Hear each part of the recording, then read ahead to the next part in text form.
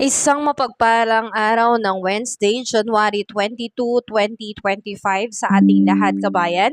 Narito po ang latest update natin sa ating panahon. Pero bago ang lahat kabayan, pasuyo po ng like and subscribe at pahit na rin po ng notification bell.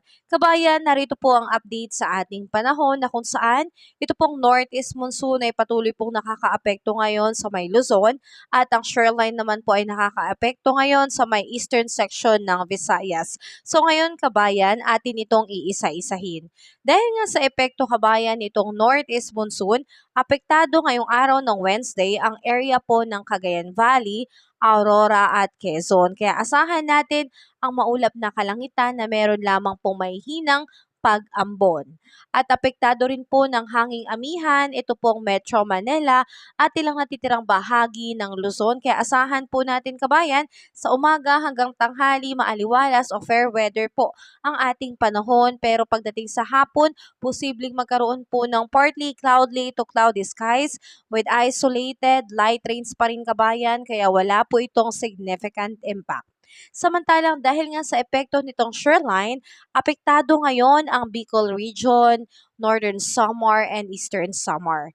Kaya asahan natin dyan ang maulap na kalangitan na merong kalat-kalat na pag-ulan and isolated thunderstorm. So dahil may mga pag-ulan, posible po itong magdulot ng mga flash floods and landslide lalo na po sa mga prone areas.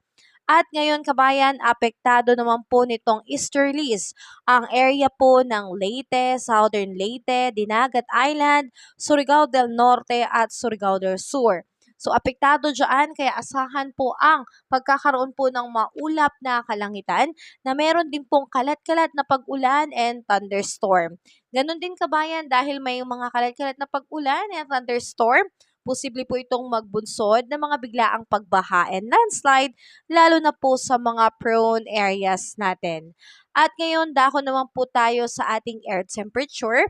Ngayong araw ng Wednesday, naasahan natin sa Lawag, napapalo po ng 31 degrees Celsius, Baguio 23 degrees Celsius, Metro Manila 30 degrees Celsius, Tagaytay 28 degrees Celsius.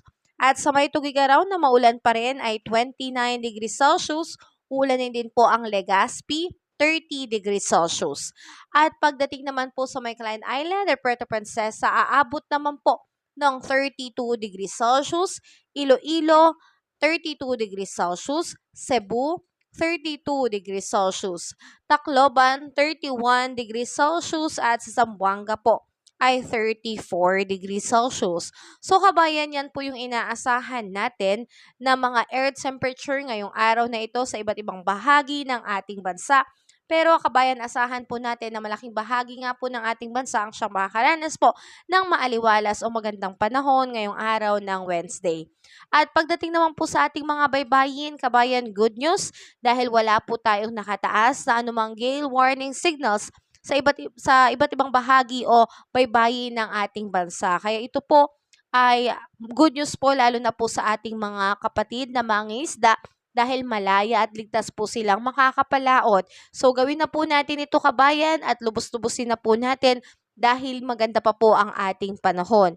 Pagdating naman kabayan sa ating weather satellite, may kita natin na wala po tayong anumang nababanaag o nakikita na sama ng panahon, kaulapan o LPA sa loob at labas ng Philippine Area of Responsibility. So good news pa rin po yan kabayan. Ibig sabihin wala pa po tayong bagyo na inaasahang papasok. So malinis pa po kabayan at klaro pa po ang ating weather satellite. So good news po lahat kabayan. So tayo lamang po ay mag-ingat dahil may chance pa rin po tayo makaranas ng pag-uulan dulot po nitong easterlies at shoreline.